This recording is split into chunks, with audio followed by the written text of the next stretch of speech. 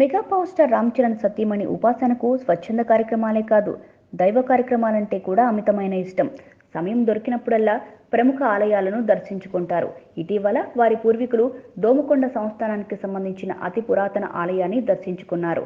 దేవుడు విరాళాలు కోరుకోడు, ఆయన భక్తుల నుంచి భక్తి, శుభ్రతను కోరుకుంటారని రామ్ చరణ్ సతీమణి ఉపాసన కామినేని తెలిపారు. దయచేసి ఆలయాలను పవిత్రంగా ఉంచండి అంటూ వేడుకున్నారు.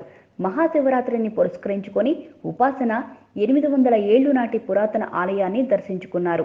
దోమకొండ సంస్థానం నిర్మించిన ఆలయ విశిష్టతను తెలియజేశారు. మహాశివరాత్రిని పురస్కరించుకొని 800 ఏళ్ల క్రితం నిర్మించిన ఆలయాన్ని పరిచయం చేయాలనుకుంటున్నాను. ఇది చాలా పవిత్రమైంది. ఈ ఆలయం సమీపంలో మా పూర్వీకులు 400 ఏళ్ల క్రితం దోమకొండ కోటను నిర్మించారు. నాకు సమయం చిక్కినప్పుడల్లా ఈ ఆలయాన్ని దర్శించుకుంటాను. శుభ్రమైన నీటితో స్వయంగా నా చేతులతోనే కడుగుతాను.